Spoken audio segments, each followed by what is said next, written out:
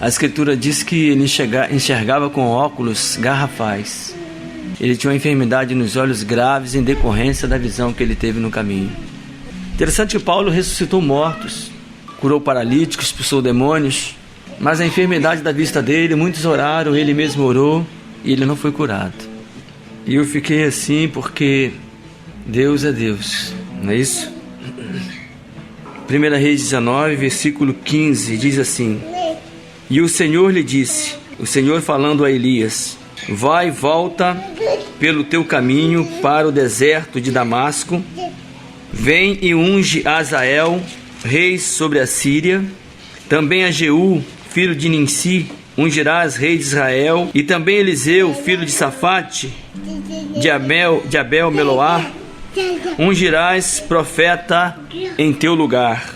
E há de ser que o que escapar da espada de Azael, matá-lo-á Jeú, e o que escapar da espada de Jeú, matá-lo-á Eliseu.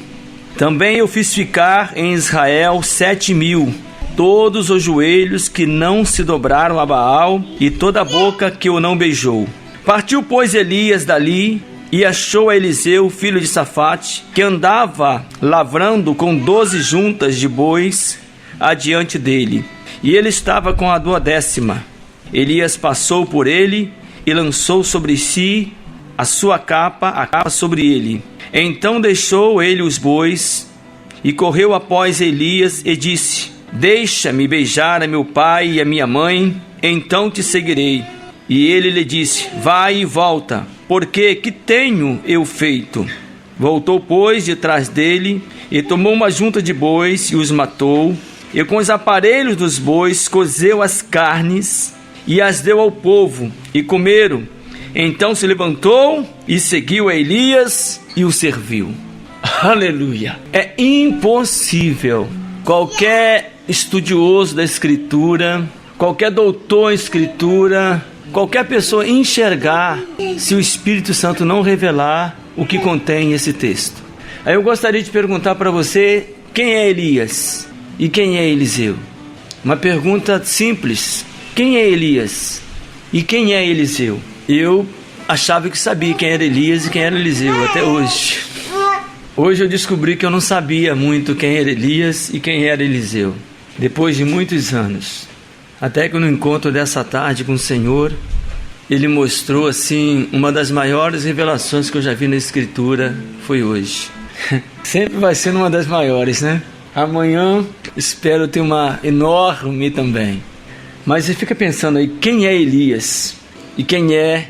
Aliás, vou refazer a pergunta. Quem foi Elias? Fica mais fácil. E quem é Eliseu? Tudo que nós passamos não vem de sabedoria nossa. Nós não sabemos nada. Nós aprendemos com o Espírito Santo de Deus. Simplesmente o que nós fazemos é ouvir e anunciar. E isto através dos dons do Espírito Santo. Aleluia.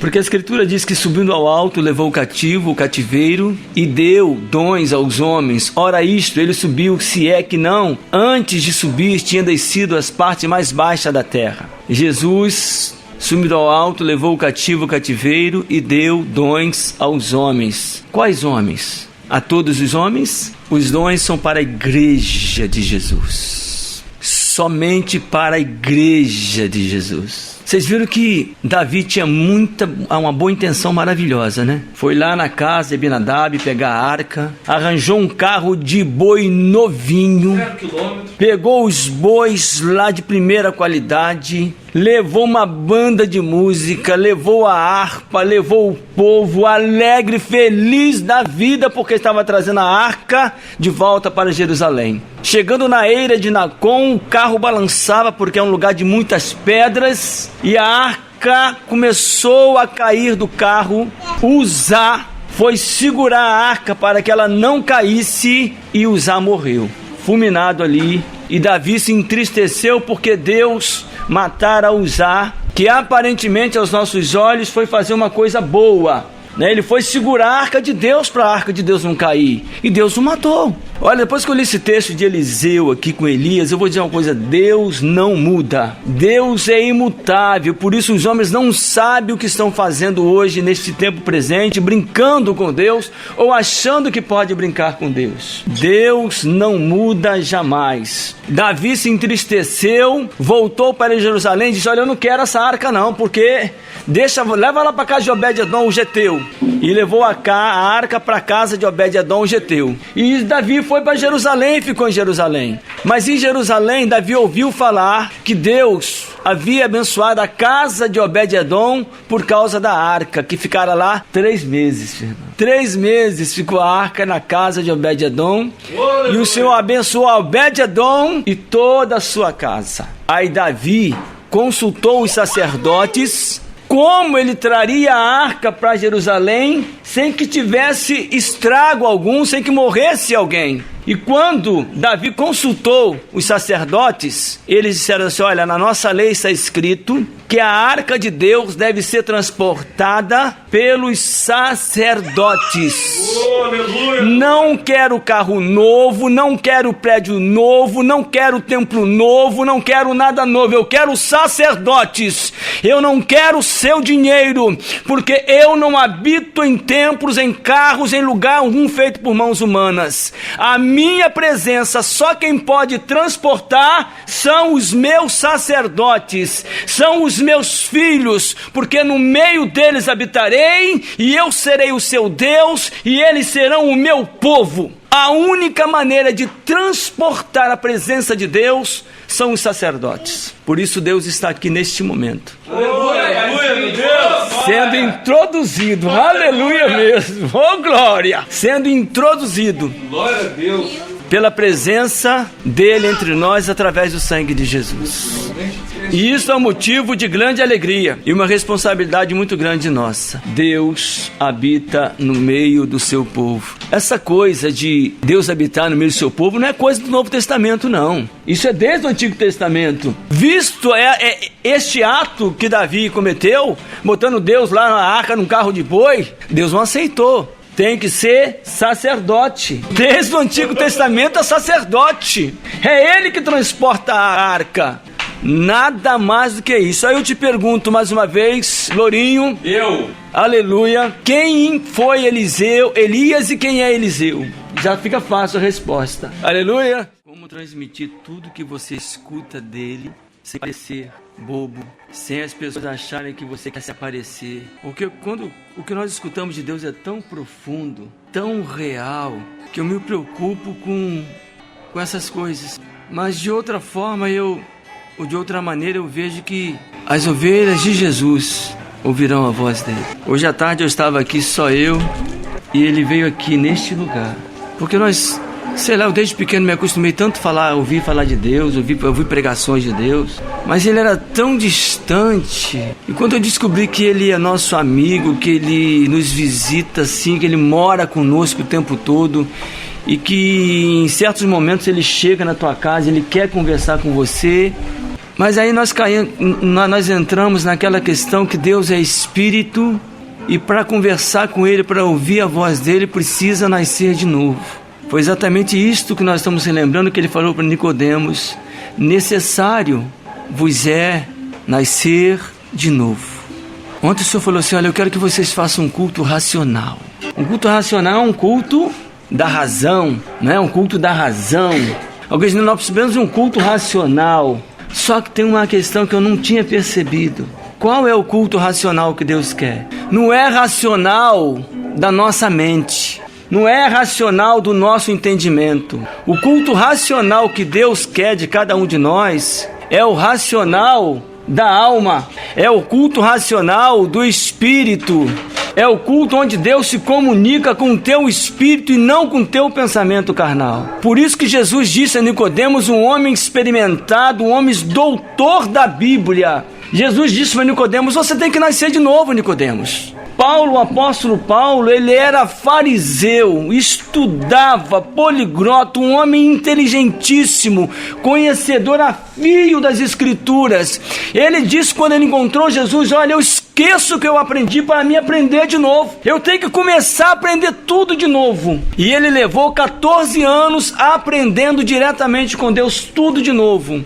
O que era conhecer a Deus? Então o culto racional não é o culto racional nosso, é o culto racional espiritual. Agora me diga como que você vai realizar um culto racional espiritual se nós conhecemos tão pouco o mundo espiritual. No culto racional de Deus, sabe como é que é?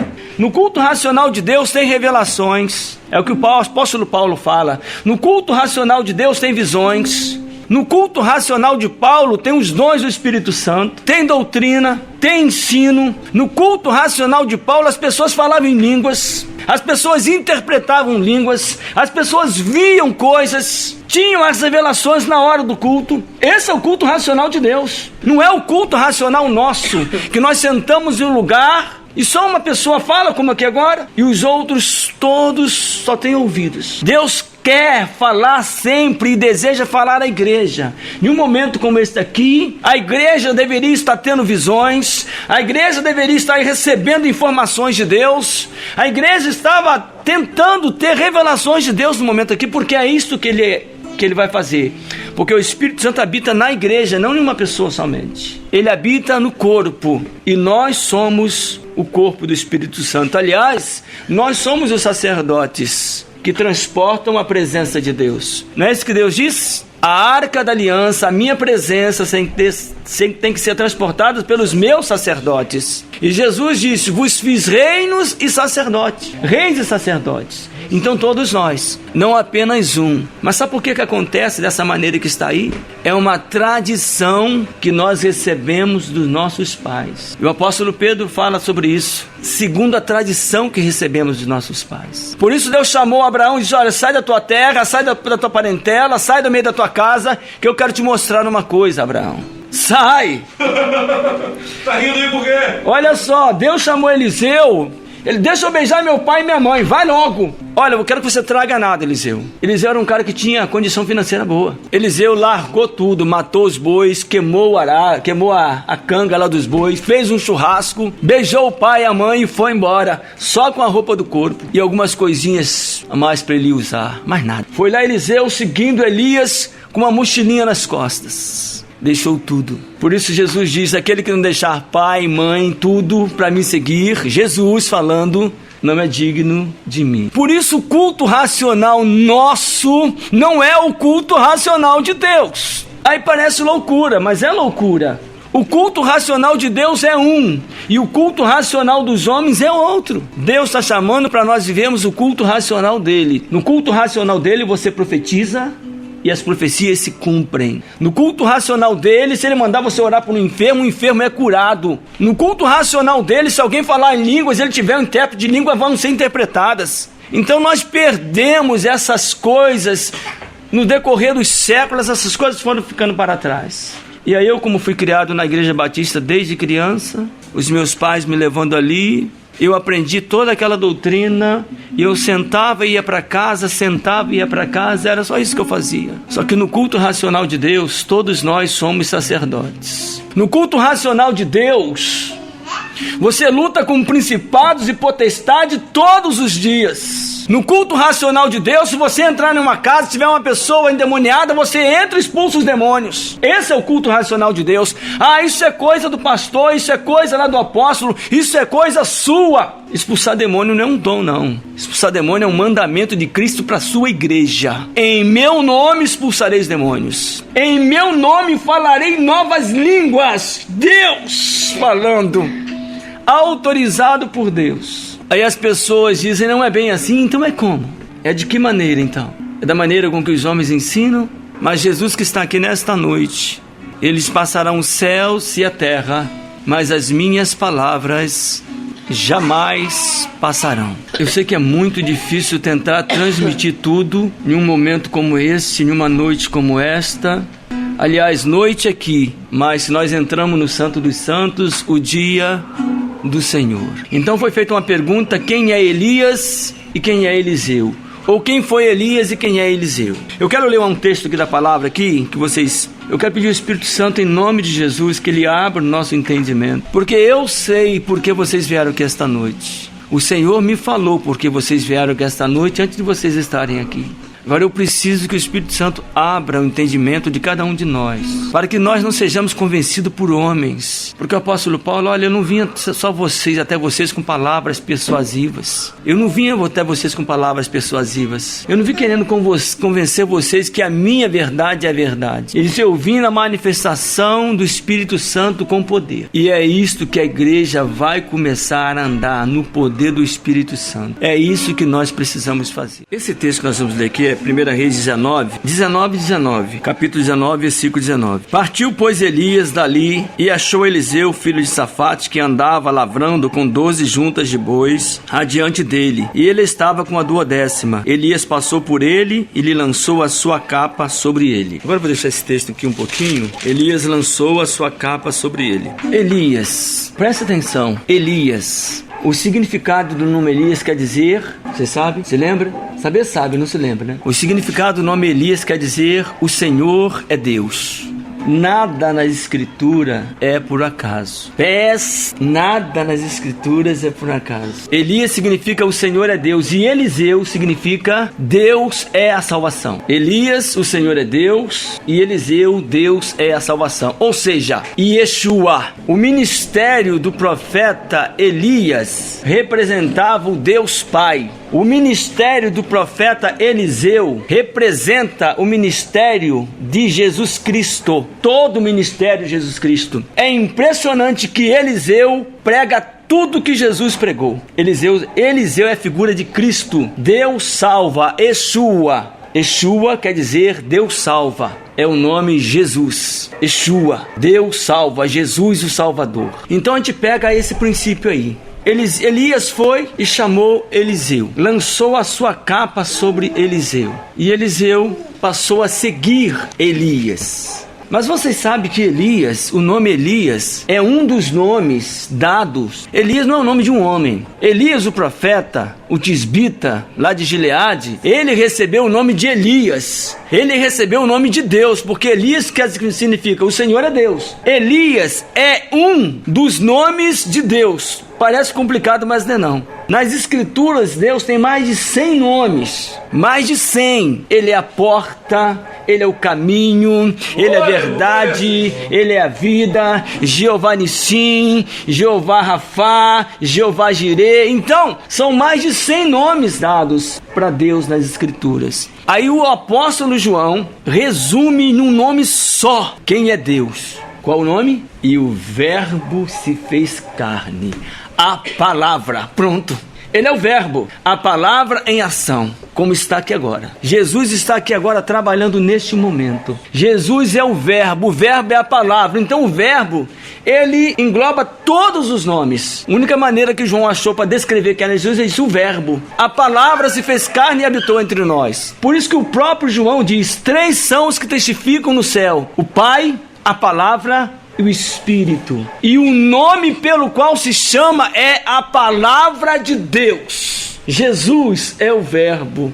Ô Jesus, Ele está aqui do nosso lado. Sabe, não é normal nós não sentirmos a presença de Deus, não. Não devia ser, mas é até normal. Porque os discípulos de Jesus lá no caminho de Emaús, Jesus andando com eles não perceberam que era Jesus. Até na hora que Jesus partiu o pão, na hora que Ele revela a palavra, aí você sabe, Deus está neste lugar. É diferente. Quando Deus revela a palavra, Ele se revela. Mas a única maneira de você identificar Jesus não é pela visão, sabia? Você não identifica Jesus pela visão. Você identifica Jesus pela voz. O vento sopra onde quer e ouves a sua voz. Não sabe de onde vens, nem para onde vai. Assim é todo aquele que é nascido do Espírito, ou seja, uma voz. Lembra de Maria Madalena? Chegou lá no sepulcro de manhã bem cedinho, achou 2 anjos sentados lá. Se você levou meu Senhor, diz onde colocar. Ele não está aqui mais no túmulo. Eu quero cuidar do corpo dele. Aí de repente aparece um homem do lado dela.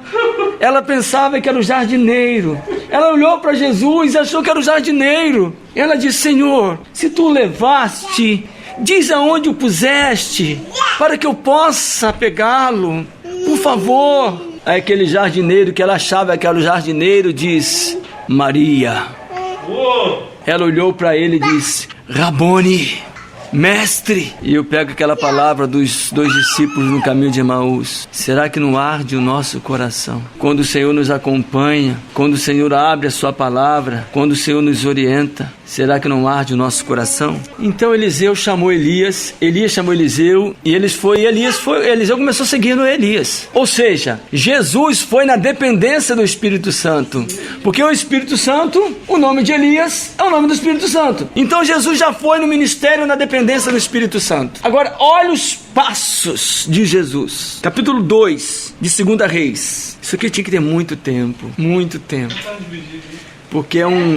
porque é um fenômeno a palavra de Deus. 2 Reis 2. Sucedeu, pois, que, havendo o Senhor de elevar Elias num redemoinho ao céu, Elias partiu com Eliseu de Gilgal. E disse Elias a Eliseu: fica-te aqui, porque o Senhor me enviou a Betel. Porém Eliseu disse: vive o Senhor e vive a tua alma, que não te deixarei. E assim foram a Betel. Então os filhos dos profetas que estavam em Betel saíram a Eliseu e lhe disseram: sabes que o Senhor hoje tomará o teu senhor por cima da tua cabeça? E ele disse: também eu sei, calai-vos. E Elias lhe disse: Eliseu, fica-te aqui, porque o Senhor me enviou a Jericó. Porém ele disse: vive o Senhor e vive a tua alma, que não te deixarei. E assim foram a Jericó. Então os filhos dos profetas que estavam em Jericó se chegaram a Eliseu e lhe disseram: sabes que o Senhor hoje tomará o seu senhor por cima de tua cabeça? E ele disse: também eu sei, calai-vos. E Elias disse: fica-te aqui, porque o Senhor me enviou ao Jordão. Mas ele disse: vive o Senhor e vive a tua alma, que não te deixarei. E assim ambos foram juntos para o Jordão. Olha só, o que nós lemos aqui? Nome dos 2 profetas numa viagem por alguns lugares, por algumas cidades. E a gente fecha a Bíblia, olha que coisa bonita, legal. Isso aqui não é legal. Isso aqui é um fenômeno, isso aqui é a palavra de Deus, e ela é viva. Isso aqui não está escrito aqui por um acaso. Deus tem uma mensagem para transmitir para todos nós aqui, e nós já vimos aqui, nós estamos revendo, porque o Senhor quer nos mostrar outra mensagem poderosa. Primeiro eles foram para Betel. Betel significa casa de Deus. Ele está falando o passo que cada um de nós dá para encontrarmos a Deus e em espírito e verdade. A primeira coisa que você faz para encontrar a Deus é você ir na casa de Deus, e a casa de Deus somos nós. A casa de Deus não é uma estrutura de pedra, porque Deus não habita em templos feitos por mãos de homens, como diz o profeta, Atos capítulo 7. Então, Eliseu disse: eu vou a Betel, e foi a Betel. Eu vou na casa de Deus com você. De Betel, ele mandou ficar, que ele ia para onde? Eu vou para Jericó. Fica aqui que eu vou para Jericó. Ele disse: não, eu vou com você para Jericó. Calma aí. Eu vou com você para Jericó. Primeira coisa que você faz na sua vida, se você quiser encontrar Deus, você tem que ir na casa de Deus. E nós somos casa de Deus. Pessoas. Aí você chega na casa de Deus, beleza, eu estou na casa de Deus, mas não basta. Jericó significa perfume, um cheiro agradável. E a Bíblia diz que nós somos o bom perfume de Jesus Cristo. Você chega na casa de Deus, você gosta, que você sente o cheiro de Jesus. Você sente a presença de Jesus, mas ainda não basta. Você tem que ir para onde? Fica aqui que eu vou para Jericó. Você chega na casa de Deus, que bênção. Estou em Betel. Chega em Jericó, estou sentindo o cheiro de Jesus, o bom perfume de Cristo, como fala o apóstolo Paulo. Mas não basta. Você tem que ir para o Jordão, porque Jesus disse: aquele que crê e for batizado será salvo, quem não crê será condenado. Vamos lá então. Você chegou em Betel, na casa de Deus, você sentiu o bom perfume de Cristo, você disse: eu entrego minha vida para Jesus, eu quero ser batizado, eu quero passar pelo Jordão, eu quero passar pelas águas. É o terceiro passo que você dá. Mas sabe que ainda não basta?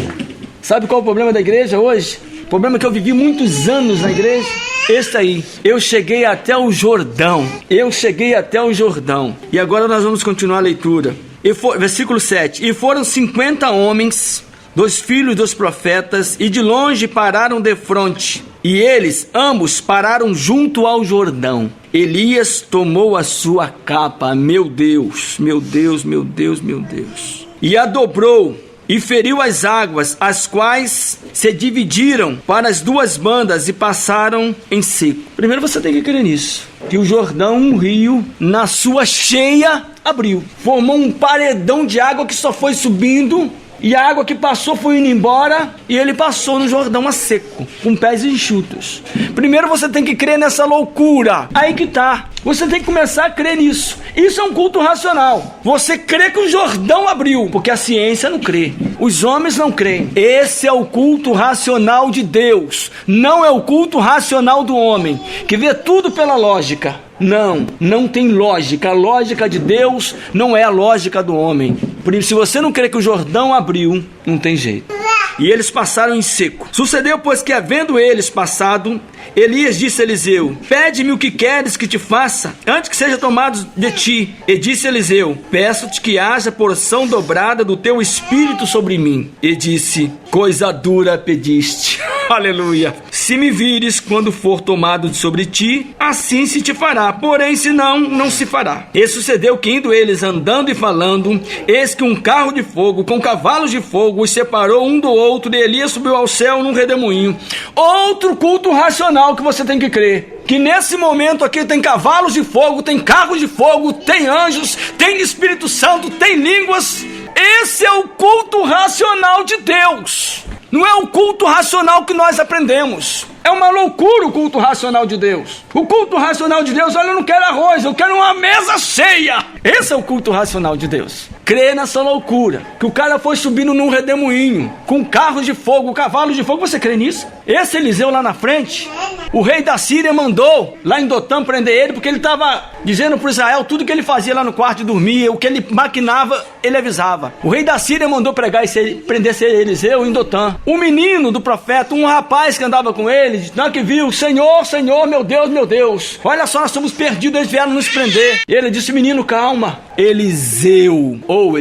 Sabe quem é Eliseu na Bíblia? A igreja.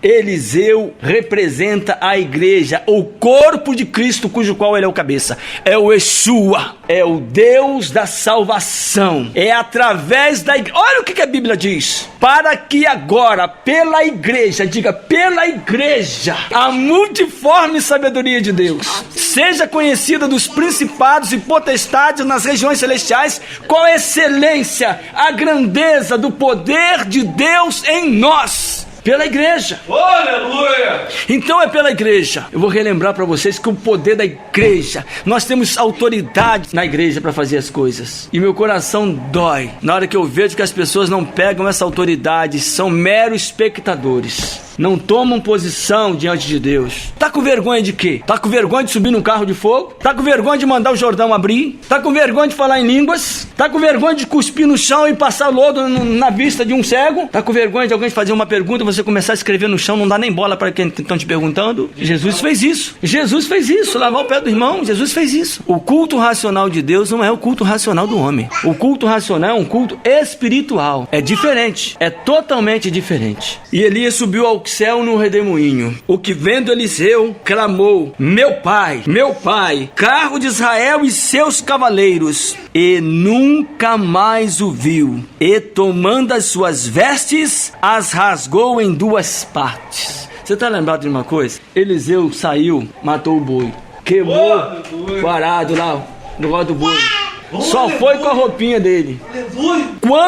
Quando Elias parte, ele rasga a última coisa que ele tinha, a roupa. Ele não tinha mais nada daquele Eliseu que saiu daquele lugar. Por isso o apóstolo Paulo falou: esquecendo das coisas que para trás ficam, abandono tudo. Assim que alguém está em Cristo, é nova criatura. Cristo nunca reformou nada. Nunca ouvi Cristo reformar nada. Tudo que ele fala é novo. Novo céu, nova terra, novo corpo, nascer de novo, nova Jerusalém, novo nome. Tudo é novo. Nada em Cristo é reformado. Por isso que eu não aceito reforma, porque a Bíblia não fala de reforma.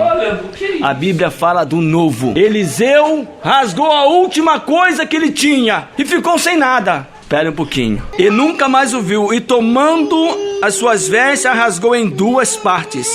Presta atenção agora.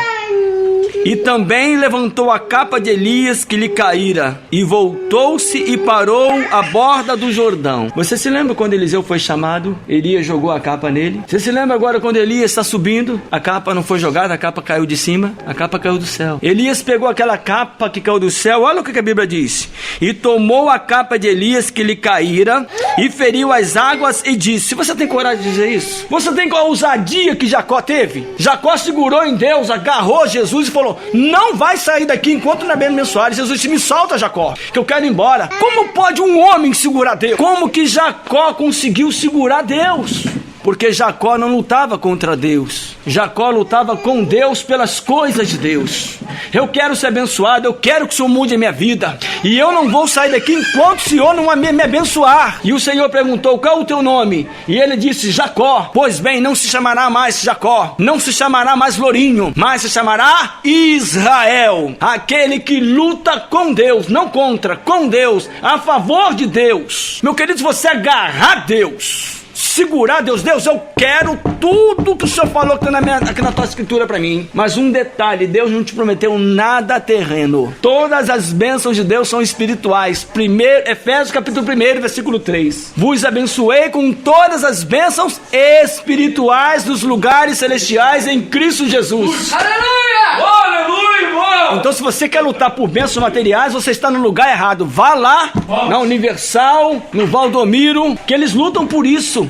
O negócio deles é só deste tempo. Jesus disse: eu sou herdeiro de um novo testamento. Só que Jesus era pobre. Jesus não tinha nada. De que testamento ele está falando? O testamento do céu. No testamento do céu você tem um novo nome, você tem um novo corpo, você tem uma nova cidade, você tem uma nova glória, você tem tudo novo no céu. Esta é a herança que Deus tem para nós. Uma herança no céu, não na terra. Pelo contrário, a Bíblia diz ao contrário do que eles falam. A Bíblia diz: olha, não ambicioneis coisas altas, acomodai-vos às humildes. E Jesus disse: não ajunteis tesouro na terra, ajunteis tesouro no céu. Você pode trabalhar? Pode. Você pode estudar? Pode. Mas a Bíblia diz para você buscar em primeiro lugar o reino de Deus e a sua justiça, e as outras coisas vos serão acrescentadas. Você não precisa. Se você quiser experimentar, ter a coragem de dizer: eu vou lutar com o Senhor por essa palavra, e sem interesse no mundo, Deus, você vai ver o que Deus vai fazer na tua vida. Ele muda a tua história. E tomou a capa de Elias que lhe abriu, que lhe caíra, e feriu as águas, e disse: onde está o Senhor Deus de Elias? Eu quero perguntar uma coisa para vocês. Olha aqui, Fernando, onde está? Você tem coragem de perguntar para Deus isso? Onde está o Deus de Elias? E pega essa capa e bate e vê se o Jordão vai abrir. Sabe o que o Senhor falou comigo essa semana? Os crentes são medíocres. Sabe o que significa ser medíocre? Ser na média. Eu estou na média, tá tudo bom pra mim. Não pode dar tudo bom pra gente. Nós temos que avançar. A igreja, representada por Eliseu, ela tem que ter coragem. Onde está o Deus de Elias? Onde está o Jesus que disse que nós faríamos essas coisas? Deixa eu contar de novo, pra quem não estava aqui. O telefone tocou. Do outro lado, o Fernando já ouviu isso. Uma jovem de 24 anos gritando: me ajuda, pelo amor de Deus. Eu falei: epa, a coisa tá feia lá. Falei: tá bom, daqui a pouco eu vou aí. Desliguei e não fui. Daqui a pouquinho o telefone tocou de novo. Era ela de novo: me ajuda, pelo amor de Deus. Falei: a coisa tá feia. Eu liguei pra esse rapaz ali, Jean, tinha acabado de chegar na igreja há pouco tempo. Falei: Jean, vamos lá numa casa comigo ali, que a coisa tá feia lá, não sei como é que tá, não sei que tá feia. Chegamos na casa, parecia um filme de terror, tudo escuro, e nós fomos chegando devagarinho: cobre que teu sangue, Senhor. E fomos entrando, parecia que nós estávamos empurrando trevas. Entramos naquela casa, mal podia respirar direito naquela casa, de tão tenebroso que estava o ambiente. Fomos entrando, tudo apagado, chegamos no quarto: eu tô aqui. Na hora que nós acendemos a luz, a menina tá lá jogada na cama, em uma depressão horrorosa, cheia de medicamento em cima da cama, que ela havia tomado até remédio de cachorro, mas assim, um caos. Nós olhamos para ela, acendemos a luz, e o Senhor me levou a fazer essa pergunta: o que você está vendo aqui, Catê? O nome dela é Catê, eu chamava ela de Catê. O que você está vendo aqui, Catê? Aí ela olhou pra gente e diz: atrás de vocês, porção de seres negros com chapelões negros, tá tudo atrás de vocês. Aí é lógico que eu já arrepiei, porque eles estavam ali mesmo, né? Jean arrepiou, porque o negócio tava feio, vocês tinham que estar lá pra ver. E eu falei: epa, Deus, o negócio tá feio aqui. Aí daqui a pouco a gente tá ali, falei, tem problema neles estarem aqui que eles vão sair. Aí de repente ali eles estão vindo, eles estão me pegando. Eu falei, como pegando, gente? Como pegando? E de repente, irmãos, ela é branquinha. As garras dele começou a botar marca de sangue no corpo dela, diante dos nossos olhos. Ela não tinha nada no corpo. Começou surgindo aquelas garras de sangue no corpo dela, de um lado e de outro. De repente, ela estão pegando as minhas costas. Levantou a blusa, as costas dela limpa, começou as garras descendo as costas dela. Diante dos nossos olhos, ela me contou aqui na igreja, mas eu não tinha visto. Nós às vezes somos como Tomé. Ela contou que eles batiam nela no banheiro, que sangrava ela no banheiro, deixava desmaiada, e a gente assim meio sem entender. Mas nós vimos. E o Senhor disse, olha, se você expulsa o demônio de uma pessoa e ela não se converte, eles voltam, e voltam piores. Então dê 30 dias de prazo para ela, para que ela conheça Jesus, e mande eles embora agora.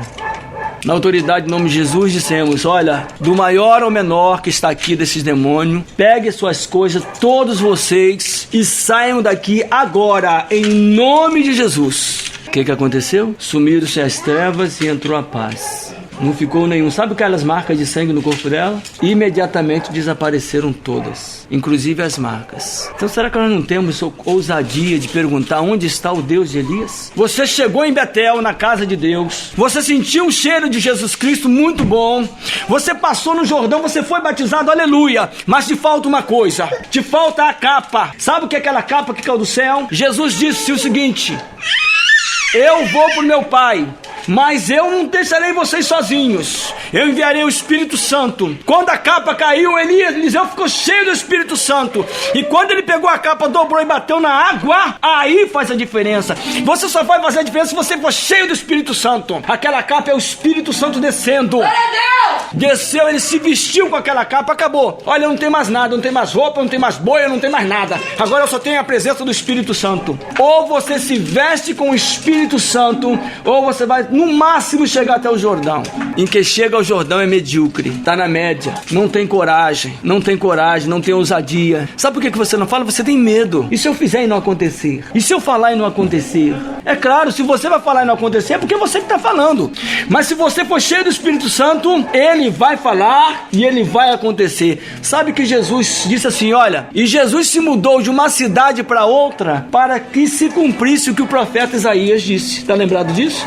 Jesus falou assim, olha, o meu profeta falou uma coisa, que eu ia mudar de uma cidade para outra, então eu preciso me mudar para que se cumpra a palavra do profeta. Se você tem a capa, se você tem unção, se você fala no poder de Deus, ele vai te revestir de autoridade e ele vai cumprir a tua palavra, porque não vai ser você quem fala, vai ser o Senhor quem fala. The Guardian. Chega em Betel, aleluia. Sentiu o cheiro de Cristo na igreja? Muito bom. Fui batizado, muito bom. Mas rasga o que você tem na tua vida, esquece o passado, vista a unção do Espírito Santo e vai ser feliz. Você sabe o que Eliseu fez depois que ele recebeu a capa do Espírito Santo? Ele salvou 3 reis numa guerra. O que isso tem a ver com a gente?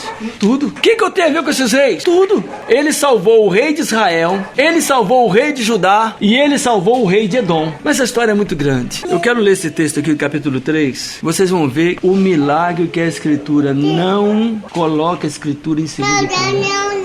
A palavra de Deus, ela é viva. Vocês entendem isso? E ela é eficaz. E ela é mais penetrante de qualquer espada de 2 gumes. E penetra até na divisão da alma e do espírito. Você sabe o que é a divisão da alma e do espírito? Você sabe como essa divisão aconteceu? E você sabe por que a palavra de Deus penetra ali? Você sabe o que significa espírito? Você sabe que se você é formado corpo, alma e espírito? Você sabe qual é a sua formação? Quem você é? Eu sou Lourinho, ex-Lourinho, Israel. Eu sou, a Escritura diz que você, qual é o teu nome? Elisandra, você tem corpo, alma e espírito. Agora você sabe dizer o que é isso? Quem é você? Eu sou corpo, alma e espírito. Nós não sabemos quem somos nós. Aí as pessoas querem estudar acerca de Deus, a chamada teologia. Eu ouvi falar dos teólogos. Teologia não existe, porque Deus não pode ser estudado. Não se estuda Deus. A Escritura diz: ninguém conhece o Pai senão o Filho. Ninguém conhece o Filho senão o Pai. E aquele a quem o Filho quiser revelar. Deus não pode ser estudado. Então nós temos que entender primeiro quem somos nós. Corpo, alma e espírito. Para depois nós entendermos quem é Deus. Aí eu lamento muito, porque quantos anos eu vivi na igreja? Sem saber nem quem eu era. Quem sou eu? Quem é minha alma? A carne é fácil, né? O corpo é fácil. A alma até que não é difícil. A alma é um homem interior. Dentro de você tem uma pessoa igualzinha a você, invisível. Por exemplo, quem está falando aqui é minha alma. Você está ouvindo a minha alma e você está vendo o meu corpo. Sabe por que você está ouvindo a minha alma? Porque eu estou falando em nome do Senhor. Mas se eu não fosse um convertido, você não estaria ouvindo a minha alma. Você estaria ouvindo os meus pensamentos, o meu entendimento, o meu corpo. Quando a pessoa não é convertida, a alma dele está morta. Quando o cara não é convertido, a alma dele está morta. Quando ele se converte, então ela não pode falar: amor, tu fala? Não. Mas quando a pessoa se converte, é o contrário. A Bíblia diz que estou crucificado com Cristo, fui sepultado com Cristo. Então não é mais o corpo que fala, é a alma. O corpo só transporta a alma. Agora vivo não mais eu, mas Cristo vive em mim. Aleluia. Sabe como que uma pessoa ser cheia do Espírito Santo? Sabe como uma pessoa ser cheia do Espírito Santo, Fernando? Você sabe, Lívia, como que uma pessoa ser cheia do Espírito Santo? Aí eu pergunto: onde está o Deus de Elias? Capítulo 3, 2 Reis. E Jorão, filho de Acabe, começou a reinar sobre Israel em Samaria no 18º ano de Josafá, rei de Judá, e reinou 12 anos. E fez o que era mal aos olhos do Senhor, porém não como seu pai, nem como sua mãe, porque tirou a estátua de Baal que seu pai fizera. Olha, isso aqui é a nossa história, hein? Esse versículo é a nossa história. Olha, o que Jorão fez? Ele tirou lá a estátua de Baal. Ele deu uma reforma. Ele deu uma reforma em Israel, mas deixou muita coisa ruim. Por isso que a igreja reformada não serve. Tem que ser nova. Não vou parar nisso aqui não, porque eu quero mostrar outra coisa. Contudo, aderiu aos pecados de Jeroboão, filho de Nebate, que fizera pecar Israel, e não se apartou deles. Então, Mesa, rei dos Moabitas, era contratador de gado e pagava ao rei de Israel 100.000 cordeiros e 100.000 carneiros com a sua lã. Sucedeu, porém, que, morrendo Acabe, se revoltou o rei dos Moabitas contra o rei de Israel. Por isso, Jorão, ao mesmo tempo, saiu de Samaria e fez revista a todo o exército de Israel. E foi e enviou a Josafá, rei de Judá, dizendo: o rei dos Moabitas se revoltou contra mim. Irás tu comigo à guerra contra os Moabitas? E disse ele: subirei eu e serei como tu, e o meu povo como o seu povo, e os meus cavalos como os seus cavalos. E ele disse: por que caminho subiremos? Preste atenção nisso. Então disse ele: pelo caminho do deserto de Edom. Por que caminho subiremos? É nesse caminho que você está. Meu Deus, a história da Bíblia. Oh, Jesus. E andaram rodeando com uma marcha de 7 dias. E o exército e o gado que os seguia não tinha água. Você sabe o que dizer? Você sabe o que significa não ter água no deserto? Então disse o rei de Israel: que o Senhor chamou esses 3 reis para nos entregar nas mãos dos Moabitas. E disse Josafá: não há aqui algum profeta do Senhor? Preste atenção, não há aqui algum profeta do Senhor, para que lhe consultemos ao Senhor por ele? Então respondeu um dos servos do rei de Israel e disse: eis aqui está Eliseu, filho de Safate, que deitava água sobre as mãos de Elias. Não há nenhum profeta para a gente entender essas coisas. Não há nenhum profeta que revele os mistérios de Deus. Não há nenhum profeta que revele o que Deus vai fazer. O Senhor nos fez, diz que os meus servos e as minhas servas profetizariam. Por que nós não profetizamos? Não há profetas. Se extinguiu os profetas. Jesus disse que quando o Espírito Santo viesse, e veio, os seus servos e servas, no plural, homens e mulheres, profetizariam. Teriam visões e sonhariam sonhos. Só que profetizar, visão e sonho, você só pode ter no mundo espiritual. Com esses olhos carnais você não vai ver nada, porque Deus é espírito e não comunica com as obras infrutuosas da carne. E disse Josafá: está com ele a palavra do Senhor. É claro que a palavra do Senhor está com a igreja. É claro que a palavra do Senhor está com a igreja. Está com Eliseu, porque Eliseu recebeu a unção. A igreja recebeu a unção do Espírito Santo, ou pelo menos alguns receberam. Mas você hoje pode receber a unção do Espírito Santo. Não saia daqui sem ela. E disse Josafá: está com ele a palavra do Senhor. Então o rei de Israel e Josafá e o rei de Edom desceram a Judá. Veja só, Israel, rei de Judá, e rei de Edom. Mas Eliseu disse ao rei de Israel, eles foram lá, mas Eliseu disse ao rei de Israel: que tenho eu contigo? Vai aos profetas de teu pai e aos profetas da tua mãe. Olha só, Eliseu falou quando o rei de Israel chegou: o que tenho eu contigo? Vai aos profetas do teu pai, de tua mãe. Você está tudo errado, você não quer. Você não fez, você fez uma reforma em Israel, você tirou o altar de Baal, mas você continua com os pecados. Você não tirou tudo não. Meu querido, você tira todo o pecado da tua vida, você não vai ser usado com o Espírito Santo. Esse rei de Israel fez uma reforma, ele fez uma limpeza em Israel. Eu vou tirar esse altar de Baal aqui, mas esses outros pecados aqui eu deixo. Olorim, é 7. Porém, o rei de Israel lhe disse: não, porque o Senhor chamou esses 3 reis para os entregar nas mãos dos moabitas. Quais reis? Os 3 que eu falei. Ele disse Eliseu: vive o Senhor dos exércitos, em cuja presença estou, que se eu não respeitasse a presença de Josafá, rei de Judá, olha só, não olharia para ti, nem te veria. Olha só, o profeta Eliseu só recebeu eles por causa do rei de Judá, Josafá. Israel, o rei de Israel não queria nem papo. Ora, pois, trazei-me um tangedor. Tange aí, por favor. Tange aí. Tange, um tocador. Toca uma música. Lembra? Toca aí, Laiana, uma música. O profeta Eliseu mandou chamar um tangedor. Mandou chamar alguém que tocava uma música. E no momento que a pessoa começou a tanger, tocar música, escuta só, o Espírito Santo cobriu o profeta e revelou ao profeta o que o profeta deveria fazer. Se isso é a mensagem da igreja, no meio dos louvores Deus habita. Você não tangeu ainda? Ele mandou: chame um tangedor, chame alguém que toque um instrumento.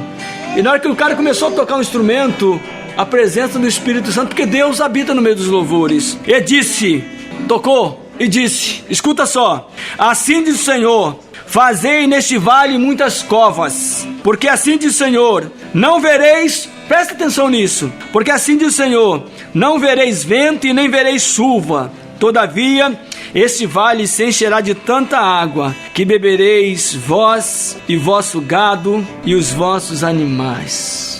E ainda isso é pouco aos olhos do Senhor, também entregará ele os moabitas na vossa mão. E ferirei todas as cidades fortes, e todas as cidades escolhidas, e todas as árvores cortáveis, e repartirei todas as fontes de água.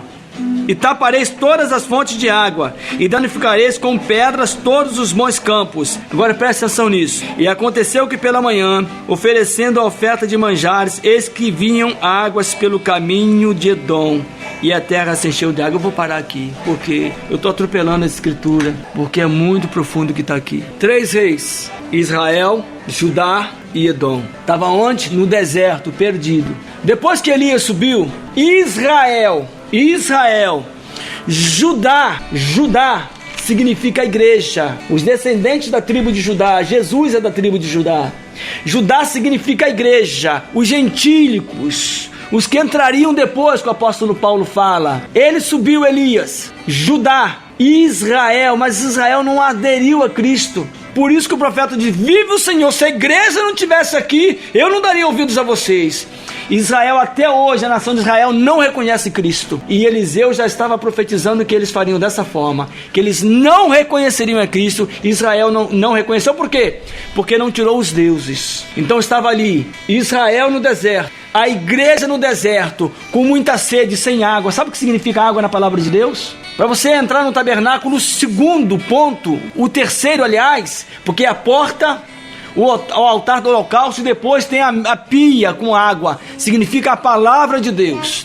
Eles estavam no deserto e não tinham pão, não tinham alimento. A igreja estava sem alimento, eles não tinham a palavra de Deus. Mas faltava um que estava com ele. Qual outro povo que estava com ele? Edom. Sabe o que significa Edom? Vermelho. Sabe por quê? Da onde surgiu o nome Edom? Quando Jacó foi comprar o direito de primogenitura de Esaú, ele fez um guisado de lentilhas para comprar o direito de primogenitura. E o guisado de lentilhas, a lentilha é vermelha. Por isso que os descendentes de Esaú passou a chamar os edomitas, Edom, vermelho, porque foi comprado o direito de primogenitura com sangue. Então as pessoas estavam no deserto, Israel e a igreja, e precisava ali do sangue do cordeiro. O milagre aconteceu no deserto porque tinha um sangue de cordeiro. E tinha um povo que clamava ao Senhor, que era a igreja, que era o gentílio, porque Israel não queria saber de Deus. E não quer até hoje. A Escritura diz que o Senhor diz: eu vim para que eram os meus, mas os meus não me receberam. Mas Judá me recebeu, a igreja que ouviu meu filho Jesus me recebeu. E a todos quanto me receberam, deles o poder de serem feitos filhos de Deus. E aí, meus queridos, aconteceu um milagre. Você não ouviu nada, vento nenhum, barulho nenhum, e começou a brotando água no deserto. E dessa água do deserto, bebeu Israel, bebeu a igreja, e bebe até o dia de hoje. Esta água é a palavra que nos é dada nesse deserto que é o mundo. Nós não temos nada no mundo, nós só temos o Senhor neste mundo. Mas essa palavra, essa escritura só pode ser entendida com os olhos espirituais. O primeiro milagre que Jesus fez, o primeiro milagre que Eliseu realizou, a primeira obra da igreja foi ser salva por Cristo nesse deserto que é o mundo. Israel e a igreja, salvo pelo Edom, pelo sangue de Jesus. Sabe por quê? E sucedeu que pela manhã, oferecendo-se a oferta de manjares, eis que vinham águas pelo caminho de Edom, e a terra se encheu de água. O caminho é o sangue. Sabe o que significa oferta de manjares? Corpo de Cristo. A oferta de manjares tinha farinha, tinha um azeite, tinha um perfume, tinha o sal. Sabe o que os sacerdotes faziam com aquela oferta de manjares? Uma parte eles tiravam para Deus e a outra ficava para eles. Primeiro para Deus, depois para você. Aí Deus faz brotar até água no deserto, tá entendendo? Primeiro para Deus, depois para nós. E Deus faz brotar água no deserto. Ele faz você ser cheio da palavra de Deus. O texto é muito longo, é muita coisa, eu atropelei muita coisa aqui. Nós vamos voltar depois nesse texto, porque tem muita coisa que não deu para falar. Mas se você entendeu uma coisa, olha só. Você chegou na igreja, que é Betel. Você se sentiu a presença de Jesus. Você passou no Jordão, você foi batizado. Mas se você ainda não recebeu a capa, se você ainda não recebeu a unção do Espírito Santo, você não vai a lugar nenhum, o Jordão não vai abrir para você. Não vai vir ninguém falar com você, você não vai ter autoridade. O Jordão não reconhece você, o Jordão reconhece aquela capa. Ele reconhece o Espírito Santo, reconhece o poder do Espírito Santo, não somos nós. É o poder do Espírito Santo em nós. Agora mesmo, nesse momento aqui, nós estamos sendo marretados, nós estamos sendo perseguido pelos demônios. Sabe o que ele quer? Roubar a palavra. Sabe o que ele quer? Distrair a nossa mente. Presta atenção nisso. Pode simplesmente ir à igreja. Você pode até sentir o perfume de Cristo. Tem gente que para por aí, outros não, outros vão mais. Não, eu quero me batizar. Se batiza.